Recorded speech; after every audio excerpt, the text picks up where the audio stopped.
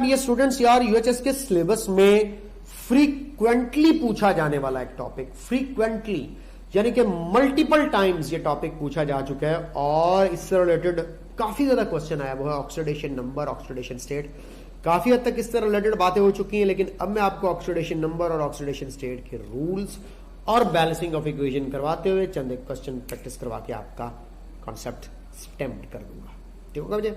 आइए जरा स्टार्ट करते हैं। ऑक्सीडेशन नंबर होता क्या है? A parent charge on an atom of an element in a compound. A parent charge on an atom of an element in a compound क्या कहलाता है? इसका ऑक्सीडेशन नंबर या ऑक्सीडेशन स्टेट। क्या मतलब? एक कंपाउंड के अंदर जो भी एलिमेंट है, एक कंपाउंड के अंदर जो भी एलिमेंट है, उसके सिंगल एटम के ऊपर जो भी चार्ज बनेगा, उसके सिंगल एटम के ऊपर जो भी चार्ज बनेगा वो क्या कहलाएगा? उसका ऑक्सीडेशन नंबर या ऑक्सीडेशन स्टेट कहलाएगी। रूल्स कुछ पढ़ लेते हैं ऑक्सीडेशन स्टेट को असाइन करने के। ये रिटर्न होती है हमेशा upper right side of the symbol के, जिस तरह आप लोग यहाँ पे हाइड्रोजन की 0, सोडियम की 0, पोटेशियम की 0, मैग्नीशियम की 0, ऑक्सीजन की 0 देख रहे हैं। 0 क्यों लिख रहा हूं मैं? क्यों? जब एलिमेंट्स फ्री स्टेट में होते हैं या प्योर स्टेट में होते हैं, प्योर या फ्री स्टेट में, या किसी और के साथ कंबाइन ना हुए हो, उनकी ऑक्सीडेशन स्टेट क्या होगी? 0। ये देखो, हाइड्रोजन हाइड्रोजन से ही मिले 0, ऑक्सीजन ऑक्सीजन से ही मिले 0, लेकिन जैसे ही कंपाउंड बनता है तो फिर ये ऑक्सीडेशन स्टेट चेंज हो जाती है। तो रूल नंबर 1 था, टॉप राइट पे लिखा होगा। रूल नंबर 2 था कि प्योर स्टेट या एलिमेंटल फॉर्म के अंदर मौजूद है तो ऑक्सीडेशन स्टेट 0 है। अगर आपके पास मोनोएटॉमिक आयंस हो तो ये charge of the monoatomic ion उसकी ऑक्सीडेशन स्टेट कहलाता है, जैसे कि potassium +1, calcium +2, aluminium +3 and sulphur -2। ठीक है, मोनोटॉमिक आयन पर जो भी चार्ज होता है वो उसकी ऑक्सीडेशन स्टेट कहलाती है। इसके बाद ions having group of atoms, ये सम होता है oxidation number is equal to charge of the ion. क्या मतलब? ये तो मोनोटॉमिक आयन था। अब देखो मैं आपके सामने कहता हूं यार, सल्फेट आयन -2, फॉस्फेट आयन -3। अब ये जो ऑक्सीडेशन स्टेट होगी इसको कैसे पता चलाएं? आइए मैं आपको कहता हूं यार, यहां पे सल्फर की और फास्फोरस की ऑक्सीडेशन स्टेट अब हमने पता चलानी है। Ions having group of atoms, the sum of oxidation numbers is equal to the charge on the ion. ये बड़ी इंपॉर्टेंट चीज है, यानी कि sulphur oxidation state plus oxygen oxidation state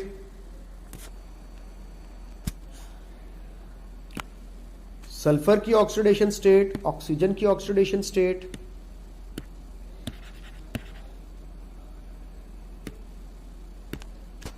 oxygen की ऑक्सीडेशन स्टेट को मैं प्लस करूं तो इज इक्वल टू आएगा charge on the ion, charge on ion. यहां से बड़े आसान से तरीके से आप लोग किसी भी मिसिंग एलिमेंट की ऑक्सीडेशन स्टेट फाइंड भी कर सकते हैं अगर आपको कोई गिवन है। सिमिलरली यहां पर फास्फोरस और ऑक्सीजन की ऑक्सीडेशन स्टेट का सम होगा, जो कि इसके ऊपर ये इस वक्त चार्ज नजर आ रहा है, जो कि चार्ज ऑन द आयन होता है।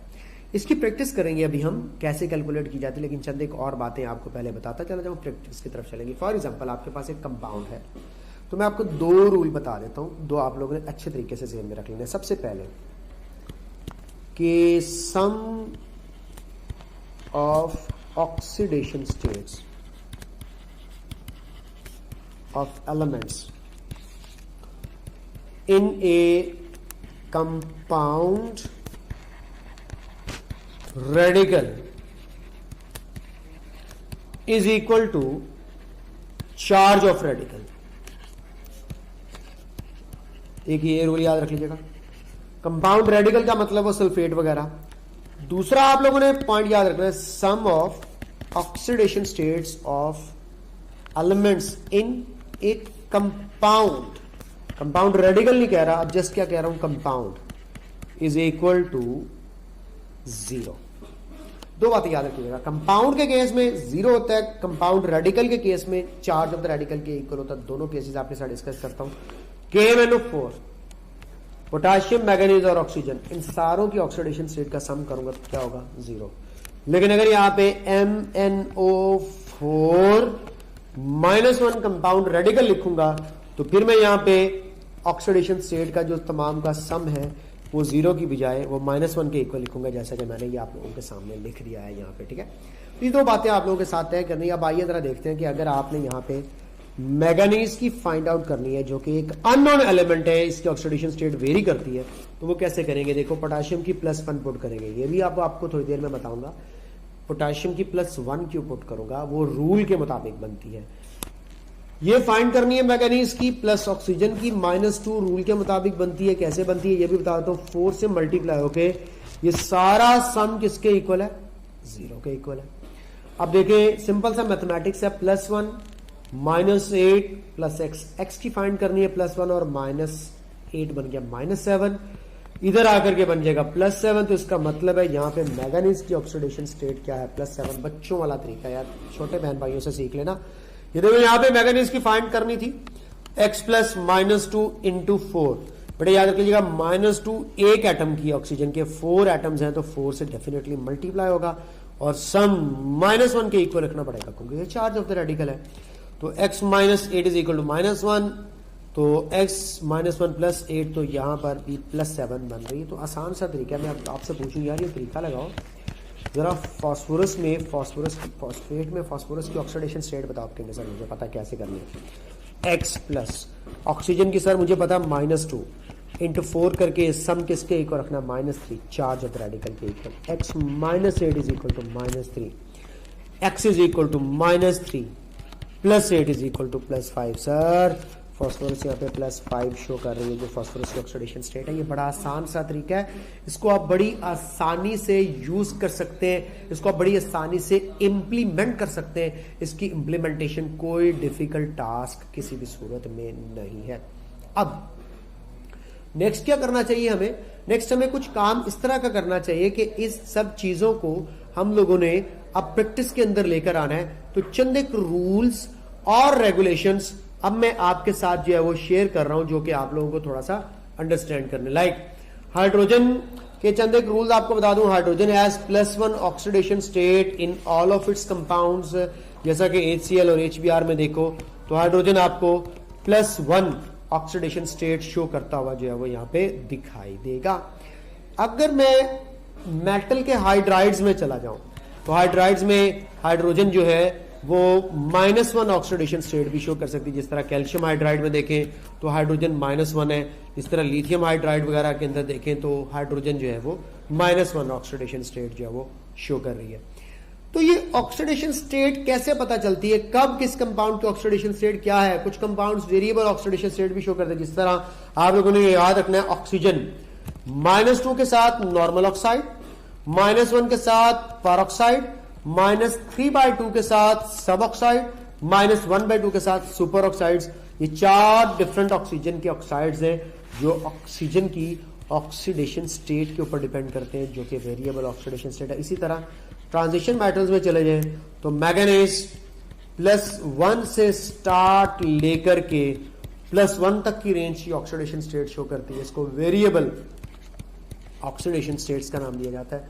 आपका सबसे बड़ा क्वेश्चन ये होगा कि सर सवाल क्या आएगा, और ये जो आप +1 -1 वगैरह पुट कर रहे हैं सर, इसका बता दें ये कैसे पुट करनी है, कब किसकी ऑक्सीडेशन स्टेट पुट करनी है कि हम अननोन की ऑक्सीडेशन स्टेट फाइंड आउट कर सके। बता देता हूं, कोई मुश्किल काम नहीं है। एक होती है प्रिंसिपल ऑक्सीडेशन स्टेट, जो रूल के मुताबिक होती है, और आपने एक एलिमेंट की जब भी किसी भी कंपाउंड में ऑक्सीडेशन स्टेट पुट करनी होती है तो प्रिंसिपल ऑक्सीडेशन स्टेट ही पुट करनी होती है, ताकि आसानी अननोन की फाइंड आउट की जा सके। An element, principal oxidation state के बारे में बता रहा हूं। Principal oxidation state of an element is the valency, यानी कि number of electrons in the valence shell एक एलिमेंट का होता है up to group 4th A, यानी कि चौथे ग्रुप तक क्या देखना है, valency. What is valency, number of electrons in the valence shell. उसके बाद देन क्या देखना है, वैकेंसी, यानी कि deficiency of electrons in the valence shell to complete octet up to group 8th। 2 portion में डिवाइड कर रहा हूं, ये देखो लाइन लगा रहा हूं। इसमें ये जो ऊपर वाली आप लोगों को पट्टी नजर आ रही है, ये है प्रिंसिपल ऑक्सीडेशन स्टेट, जिसको शॉर्ट फॉर्म में मैं POS के नाम से जान रहा हूं।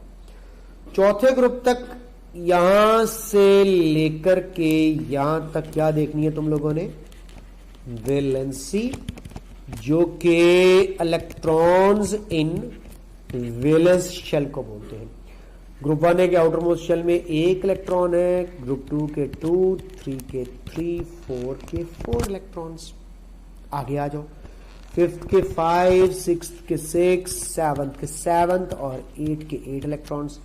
लेकिन 5वें से 8वें तक तुमने वैलेंसी की बजाय वैकेंसी देखनी है, यानी कि कितने इलेक्ट्रॉन चाहिए ऑक्टेट को कंप्लीट करने के लिए, यानी कि डेफिशिएंसी चेक की जाएगी यहां पे। तो बड़ी आसानी से डिस्कस कर लेते हैं। एक इलेक्ट्रॉन मौजूद है, +1 ऑक्सीडेशन स्टेट, 2 मौजूद है, +2, 3 मौजूद है, +3, 4 मौजूद है, +4। ये रही इस ग्रुप की प्रिंसिपल ऑक्सीडेशन स्टेट्स। उसके बाद 5 पड़े हुए, 3 की डेफिशिएंसी है, -3 गेन करके ऑक्टेट पूरा। 6 पड़े हुए, 2 की कमी है, 2 गेन करके 8 पूरे। 7 पड़े हुए, 1 गेन करके 8 पूरे। 8 पड़े हुए कोई गेन नहीं करेगा, तो नोबल गैसेस की 0 ऑक्सीडेशन स्टेट, हैलोजेंस की -1, चैल्कोजेंस की -2 और पेंटोजेंस की -3। ये रही प्रिंसिपल ऑक्सीडेशन स्टेट।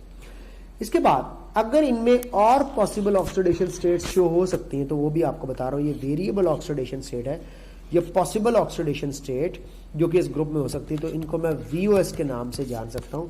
और एक बड़ा इंपॉर्टेंट रूल याद रखिएगा, ऑक्सीडेशन स्टेट कभी भी ग्रुप नंबर से ऊपर नहीं जा सकती। 5वें ग्रुप की 5 से ऊपर नहीं जा सकती, 6ठे ग्रुप की 6 से ऊपर नहीं जा सकती, 7वें ग्रुप के 7 से ऊपर नहीं जा सकती और 8वें ग्रुप की 8 के ऊपर से नहीं जा सकती। ये जो आप लोगों को दिख रही हैं ये सब के सब है variable oxidation states, D orbital की इन्वॉल्वमेंट होने की वजह से दिख सकती है।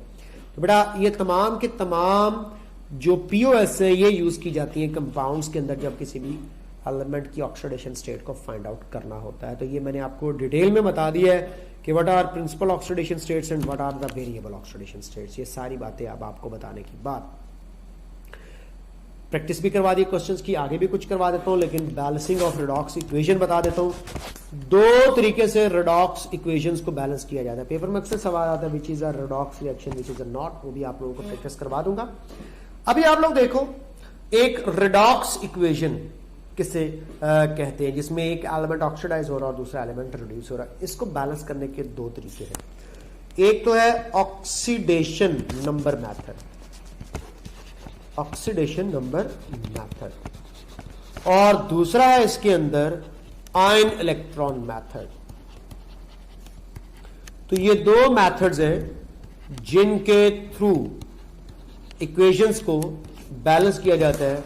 रूल्स तुम लोग खुद याद रख सकते हो, मुझे रूल्स सिखाने की बताने की जरूरत नहीं, क्योंकि पेपर में यूएचएस में ये नहीं कहेगा कि बैलेंस द फला इक्वेशन, किस टाइप के क्वेश्चंस आने बताता हूं आप लोगों को। Get study. अब जो सबसे पहले तो क्वेश्चन आएगा वो क्या हो सकता है, फॉर एग्जाम्पल ये इक्वेशन आपके सामने, इस इक्वेशन को देखकर पूछेगा कि ये रेडॉक्स इक्वेशन है या नहीं। तो जिसमें कोई एलिमेंट ऑक्सीडाइज हो रहा हो एक और दूसरा रिड्यूस हो रहा हो तो वो कहलाता है रेडॉक्स इक्वेशन। और ऑक्सीडाइज और रिड्यूस होने का कैसे पता चलता है, उनकी ऑक्सीडेशन स्टेट्स के साथ। दूसरा सवाल क्या आ सकता है, इक्वेशन दी हुई होगी और आपको अंडरलाइन करके कोई एलिमेंट देगा, the underline element is getting oxidise या रिड्यूस। दूसरा सवाल ये आ सकता है। तीसरा सवाल क्या आ सकता है कि which element get oxidise, which element get reduced, which element act as oxidising agent, which element act as reducing agent. ये सारी बातें हम लोग पहले भी पढ़ चुके हैं। तो सबसे पहला काम क्या है, इनकी ऑक्सीडेशन स्टेट्स लिखिए। आप देखो पोटाशियम ग्रुप 1 एक है, तो मुझे पता है पोटाशियम की ऑक्सीडेशन स्टेट +1 है। क्रोमियम 6ठे ग्रुप का मेंबर है, यहां पे आप वैसे भी क्रोमियम की कैलकुलेट भी कर सकते हैं, जो फॉर्मूला आपको बताया उसके तहत। कैसे, +1 × 2 + 2x + -2 × 7 = 0। ये आप लोग अब क्रोमियम की ऑक्सीडेशन स्टेट पता चला रहे। देखो +2 + 2x -14 = 0, 2x -12 = 0, 2x = +12 and x +12/2 = +6। ठीक है बेटा, तो यहाँ पे क्रोमियम +6 ऑक्सीडेशन स्टेट में आ गया। ऑक्सीजन ऑफ कोर्स आपको पता है 6ठे ग्रुप का मेंबर है, -2, hydrogen +1, chlorine -1, potassium +1, chlorine -1, chromium +3, chlorine -1। Of course chlorine यहाँ पे 0 भी है, हाइड्रोजन +1 और ऑक्सीजन -2, ये मैंने सबकी ऑक्सीडेशन स्टेट लिखनी। अब देखो, अगर मैं आप लोगों को यहाँ पे पूछता हूँ कि जिन जिन स्पीशीज को मैं अंडरलाइन कर रहा हूँ या हाईलाइट कर रहा हूँ, देखो क्रोमियम +6 से +3 में जा रहा है, तो ये क्या हो रहा है, रिड्यूस हो रहा है या ऑक्सीडाइज हो रहा है, अभी अब आपने बताना है। इसी तरह क्लोरीन -1 में भी रहा और इसके अलावा -1 से 0 में भी गया, ठीक है। तो अब आपसे पूछा जा रहा है कि क्लोरीन के साथ क्या हुआ है और क्रोमियम के साथ क्या हुआ है, तो अक्ल इस्तेमाल करें और बताएं। क्रोमियम गेट रिड्यूस्ड और क्लोरीन गेट ऑक्सीडाइज्ड। इसके अलावा पूछ सकता है कि how many transfer of electrons वगैरह, ये क्वेश्चन आ सकता है, तो इसके ऊपर भी आप लोगों को बताता हूं। तो ये तो था एक ऑक्सीडेशन स्टेट की बेस पर पहचानना कि is it a redox reaction और नॉट, ठीक है, ये बात भी आपको पता चल गई। अब बैलेंसिंग ऑफ इक्वेशन जो आयन इलेक्ट्रॉन मेथड के थ्रू है, उसके अंदर 2-3 पॉइंट्स हैं, वो मैं इंपॉर्टेंट आपको बताना चाहता हूं। Ion electron method, ion electron method के थ्रू जो इक्वेशन आपने बैलेंस करनी है, उसके ऊपर अब थोड़ी सी बात आप लोगों के साथ शेयर कर लूं। देखो बेटा, इसके लिए वैसे तो रूल्स आपने बुक से पढ़ लेने हैं, लेकिन जो मेन बात याद रख लेने वाली है, इसके अंदर एटम्स को भी बैलेंस करना होता है, इसके अंदर चार्ज को भी बैलेंस करना होता है। ज्यादातर जो क्वेश्चन पूछा जाता है वो यहीं से पूछा जाता है कि कितने एटम्स चाहिए, किस तरफ चाहिए, कितने इलेक्ट्रॉन्स चाहिए, किस तरफ चाहिए, बैलेंस करने के लिए। ये सारे का सारा स्टफ आप लोगों के साथ शेयर किया जाएगा आयन इलेक्ट्रॉन मेथड के अंदर। इसमें इक्वेशन स्प्लिट कर दी जाती हैं, ऑक्सीडेशन हाफ रिएक्शन अलग कर दिया जाता है, रिडक्शन हाफ रिएक्शन अलग कर दिया जाता है। ये भी पेपर में क्वेश्चन आएगा, कौन सा ऑक्सीडेशन हाफ रिएक्शन है, कौन सा रिडक्शन है, इसको भी आइडेंटिफाई करना है, जो कि बैलेंसिंग ऑफ इक्वेशन का बड़ा इंपॉर्टेंट क्वेश्चन है। फिर आप लोगों को यहां पे बताया जा रहा है कि पार्शियल इक्वेशन जो दोनों हाफ में आप स्प्लिट कर लो, जो मैं अभी थोड़ी देर बाद करूंगा, उसमें number of atoms of each element को बैलेंस करना है। तो इसमें 2 रूल्स आप लोगों ने याद रख लेने हैं कि नंबर ऑफ एटम्स अगर बैलेंस करने पड़े तो कौन कौन से टाइप के एटम्स को बैलेंस करना और कैसे बैलेंस करना है, उसके हवाले से बताते हैं। मैं स्प्लिट कर देता हूं 2 हाफ्स में। अगर तो इक्वेशन आपको बताई जाएगी कि न्यूट्रल मीडिया है या एसिडिक मीडिया है, तो न्यूट्रल या एसिडिक मीडिया में इक्वेशन बैलेंस करने के लिए अगर आप लोग ऑक्सीजन एटम्स बैलेंस करना चाहते हैं एक तरफ, तो दूसरी तरफ आपको ऐड करना पड़ेगा वाटर, और अगर आप हाइड्रोजन एटम्स बैलेंस करना चाहते हैं तो आपको दूसरी तरफ ऐड करना पड़ेगा हाइड्रोजन आयंस। ये तो था एसिडिक या न्यूट्रल मीडिया में ऑक्सीजन और हाइड्रोजन एटम्स को बैलेंस करना। और याद रख लीजिएगा, ऑक्सीजन एटम्स को ज्यादातर पहले बैलेंस किया जाता है। ऑक्सीजन एटम्स आर बैलेंस, वैसे आपकी बुक की लाइन है, तो पहले ऑक्सीजन एटम्स को बैलेंस करो।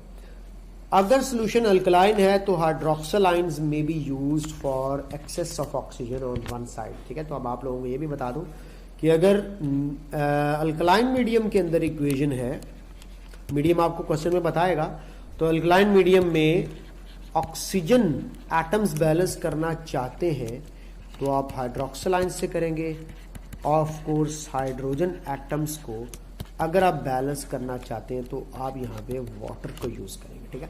तो ये चंद एक चीजें हैं जो आप लोग अच्छे तरीके से ज़हन में रख सकते हो। तो ज्यादातर आप लोगों को जो मिलेगा यहाँ पे वो न्यूट्रल या एसिडिक मीडिया की इक्वेशन मिलेगी, बेसिक मीडिया की कम ही है इक्वेशंस।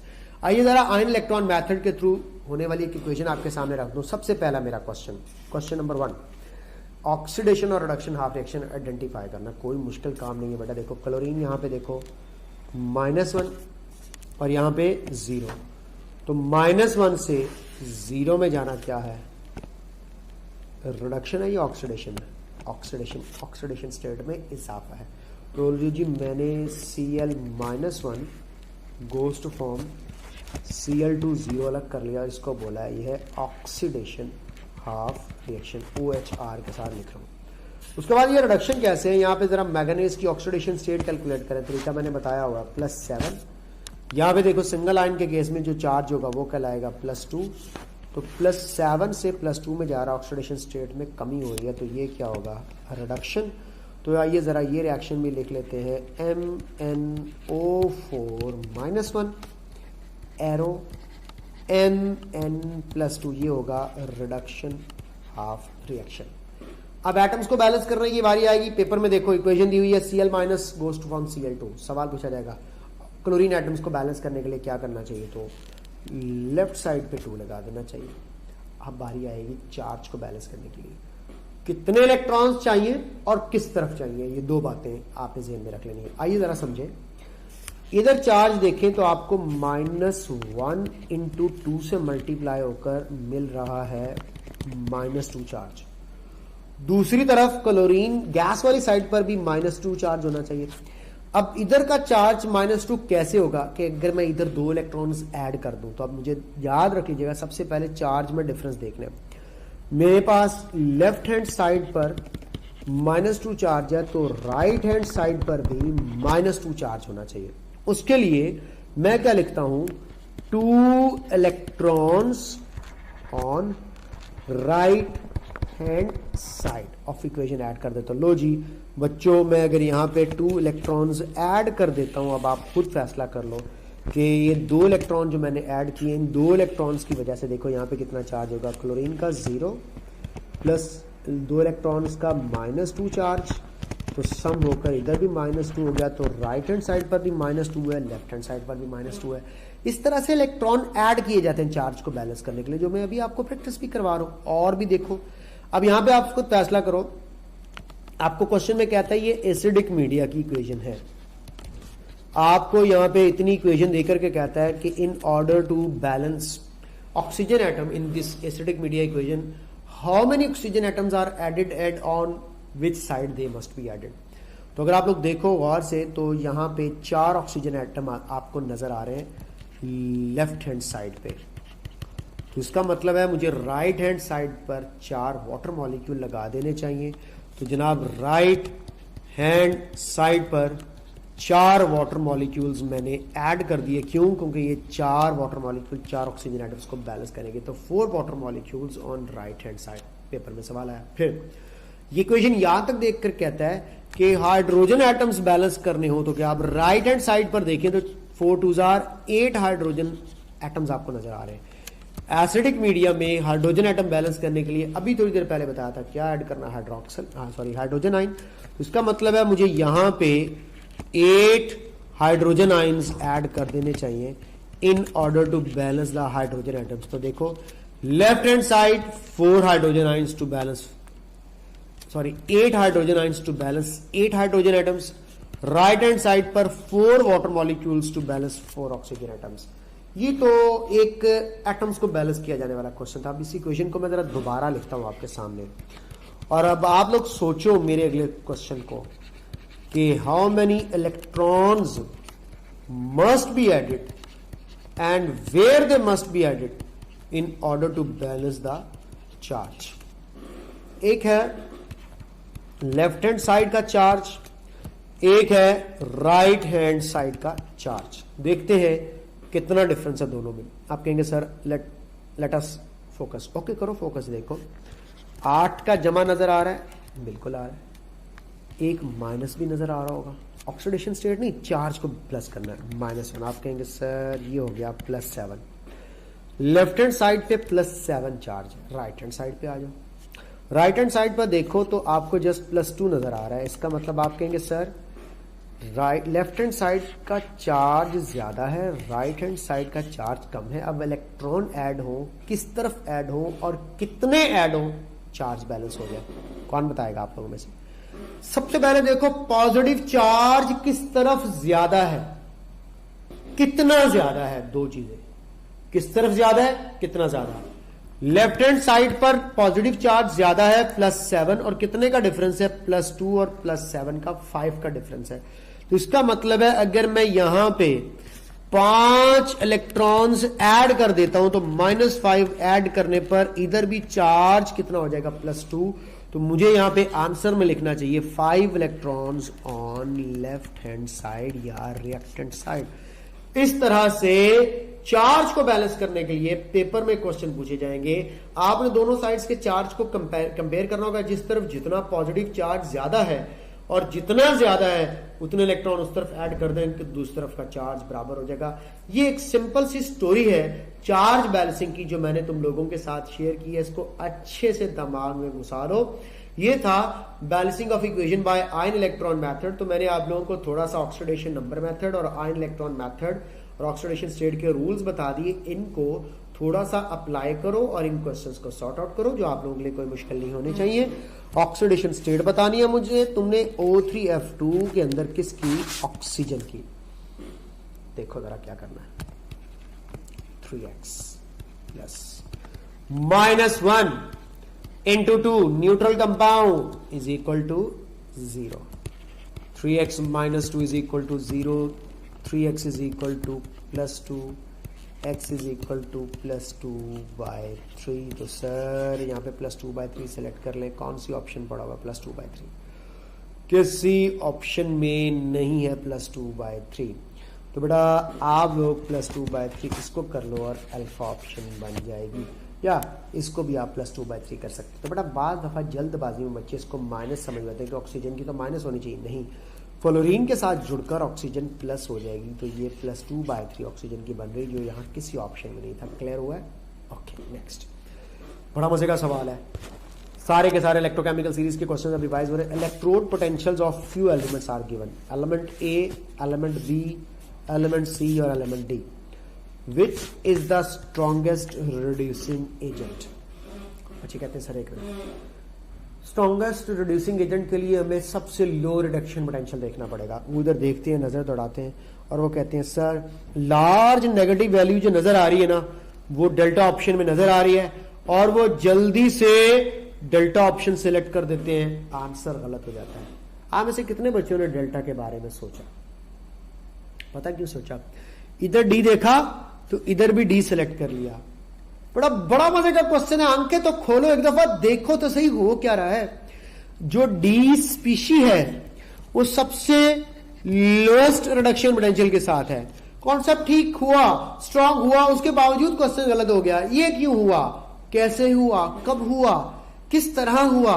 नहीं होना चाहिए, मैं बताता हूं। डी स्पीशी है लोएस्ट रिडक्शन पोटेंशियल के साथ और मैक्सिमम रिड्यूसिंग पावर के साथ, लेकिन डी स्पीशी पड़ी किस ऑप्शन में है? बीटा ऑप्शन में पड़ी है। देखो बीटा में डी पड़ा हुआ, तो वहां पे डी देखते हो, नीचे भी डी सिलेक्ट कर देते हो, बेटा नीचे डी ऑप्शन में सी पड़ा हुआ है, वो नहीं होना, बीटा ऑप्शन यानी कि डी एलिमेंट या स्पीशीज सेलेक्ट करनी है। तो यहाँ पे आंसर बीटा है, डेल्टा नहीं है। जिस दिन मैंने ये पहले दिन पेपर में क्वेश्चन दिया था बेटे, सारे बच्चों ने गलत किया था। मैं नहीं चाहता कि आप भी उन गलत करने वालों में शामिल हो। इस तरह का सिंपल और ट्रिकी क्वेश्चन आपको बताने का मकसद ये था कि तुम लोगों को आइडिया हो जाए। अब देखो ये प्रॉब्लम आया, how many electrons are required to balance the charge in the following equation. आप कहेंगे सर सर सर सर फटाफट हो जाएगा। देखो +3 और 2 +6 चार्ज इधर है, और इस तरफ आप कहेंगे सर ये -2 नजर आ रहा है मुझे एक तो, और दूसरा ये प्लस का 14 नजर आ रहा है, तो ये हो गया सर +12। आपने सर एक तरीका बताया कि एक है लेफ्ट हैंड साइड और एक है राइट हैंड साइड। तो ज्यादा सर चार्ज है इस वक्त राइट हैंड साइड, मैंने अपनी राइट हैंड साइड के मुताबिक देखना है। सर डिफरेंस है 6 का, और राइट हैंड साइड पर +6 चार्ज ज्यादा, तो इसका मतलब सर राइट हैंड साइड पर या राइट साइड पर 6 इलेक्ट्रॉन्स अगर ऐड कर दिए जाए तो +12 और -6 सम होकर सिर्फ रह जाएगा, +6 दोनों तरफ चार्ज बराबर हो जाएगा। तो मुझे कह देना चाहिए 6 इलेक्ट्रॉन ऑन राइट साइड, ये प्रोडक्ट साइड जिसको कहते हैं, इस साइड को कहते हैं। तो यहाँ पे 6 इलेक्ट्रॉन्स अगर मैं ऐड कर देता हूँ तो आप देखें इस तरफ भी +6 चार्ज बन रहा है, ओवरऑल अगर देखोगे तो इस तरफ भी +6 चार्ज बन रहा है, तो दोनों तरफ चार्ज बराबर करना है। तो इस तरह के क्वेश्चंस की प्रैक्टिस कर लीजिएगा, कोई मुश्किल काम नहीं है। Which of the following statement is incorrect for a galvanic cell? Anode negative होता है, कैथोड नेगेटिव होता है, नहीं बेटे इसका एनोड नेगेटिव और कैथोड पॉजिटिव होता है, ये मिस्टेक है। Electrons enter the cell from anode, तो अब रिडक्शन अकर्स एट एनोड, तो बेटा देखें रिडक्शन अकर्स एट एनोड बिल्कुल गलत है, रिडक्शन हमेशा कैथोड पर होती है। Electrons enter the cell from anode, याद रख लीजिएगा सेल में इलेक्ट्रॉन्स एंटर कहाँ से होते हैं, ये देखो एनोड से निकले और कैथोड तक पहुंचे, तो एस्केप इलेक्ट्रॉन का एनोड से होता है और एंट्री किधर होती है, कैथोड पर होती है। ये बात याद रख लीजिएगा। किसी भी गैल्वानिक सेल को जब इलेक्ट्रॉन लीव करते हैं तो एनोड से लीव करते हैं और एंटर होते हैं तो कैथोड से एंटर होते हैं। तो यहाँ पे लिखा हुआ है electrons enter the cell from anode, गलत लिखा हुआ है, कैथोड से एंटर होंगे। और कैथोड नेगेटिव नहीं होता, क्या होता है, पॉजिटिव। तो एक ही बात यहाँ पे ठीक लिखी हुई है कि एनोड जो है वो नेगेटिव साइन के साथ मौजूद है। तो आंसर क्या बनेगा, अल्फा। समझ रहे हो, बीटा गलत, चार्ली गलत, डेल्टा गलत। ठीक है, तो इसके अंदर मिस्टेक मैंने बता दी, नेगेटिव नहीं पॉजिटिव, एनोड नहीं, कैथोड से एंटर होते हैं सेल के अंदर। रिडक्शन एनोड पर कभी भी नहीं हो सकती, हमेशा कैथोड पर होती है। During the electrolysis of dilute potassium nitrate which of them is collected at anode. फटाफट, डाइल्यूट पोटेशियम नाइट्रेट है potassium ion, hydrogen ion, nitrate ions, hydroxyl ions. Sir hydrogen का रिडक्शन पोटेंशियल ज्यादा है तो कैथोड पर हाइड्रोजन गैस, डन। स्पीड में सोचो, nitrate और हाइड्रोक्सिल में से हाइड्रोक्सिल की एनोड पर जाकर रिड्यूस होने की ज्यादा टेंडेंसी है, तो हाइड्रोक्सिल आयन जाकर ऑक्सीजन गैस बनाते हैं। तो ऑफ कोर्स एनोड पर हमें ऑक्सीजन गैस कलेक्ट होगी और कैथोड पर हाइड्रोजन गैस कलेक्ट होगी। तो इसका आंसर क्या बनेगा, beta. By the electrolysis of concentrated sodium chloride solution which of the following is collected at cathode. ये मैंने आपको बता चुका हूं, ब्रायन की इलेक्ट्रोलिसिस हो रही हो तो क्या क्या मिलता है, किस किस तरह मिलता है, ये शुरू में ही बता दिया। कैथोड पर बात हो रही है और अब आपको पता है कि हाइड्रोजन आयंस और सोडियम आयंस के कंपैरिजन में डेफिनेटली हाइड्रोजन गैस जाएगी हाई रिडक्शन पोटेंशियल की बेस पर। तो मुझे अल्फा आंसर सेलेक्ट करना पड़ेगा। तो ये सारे क्वेश्चंस हैं जिसके अंदर आप लोगों को अच्छे तरीके से इन सारी चीजों को देखना बेटा। Which of the following reaction hydrogen behave as an oxidising agent, जिसमें हाइड्रोजन खुद को क्या कर रही होगी, रिड्यूस। वहां पे एज एन ऑक्सीडाइजिंग एजेंट के तौर पे काम करेंगे, क्योंकि एक oxidising agent itself get reduce, itself get reduce, इसमें कोई डाउट नहीं है। तो देख ले, 0 से +1 ऑक्सीडाइज हो रहा है, नहीं सिलेक्ट किया जाएगा। 0 से +1 यहां पर भी ऑक्सीडाइज हो रहा है। 0 से -1, जैसे कि ऑक्सीडेशन स्टेट में मैंने बताया था कि हाइड्राइड्स में -1 ऑक्सीडेशन स्टेट होती है, तो ऑफकोर्स ये रिडक्शन की बेस पर बीटा ऑप्शन ही सिलेक्ट किया जाएगा। यहां पे भी देखो 0 से +1 में जा रहा है, क्योंकि नाइट्रोजन 0 से +3 में जा रही है। तो ये नाइट्रोजन -3 में जा रही होगी हाई इलेक्ट्रोनेगेटिविटी की बेस पर, और हाइड्रोजन प्लस में जा रही होगी। तो बीटा ऑप्शन में हाइड्रोजन 0 से -1 में जा रहा है, क्योंकि मेटल के हाइड्राइड्स में हाइड्रोजन होता है -1 ऑक्सीडेशन स्टेट के साथ। तो इस तरह से इन प्रॉब्लम्स की डिस्कशन भी साथ में आपको कर दी। यही वो पेपर में क्वेश्चन है जो आते हैं, कौन ऑक्सीडाइज होता है, कौन रिड्यूस। इसके अलावा किस टाइप के क्वेश्चन आते हैं, टेस्ट में भी देखें, क्वेश्चन बैंक में भी देखें, प्रैक्टिस करें, दुआओं में याद रखें। आपको बहुत कुछ सिखा दिया है। अपना ढेर सारा ख्याल भी रखिएगा। अल्लाह हाफिज।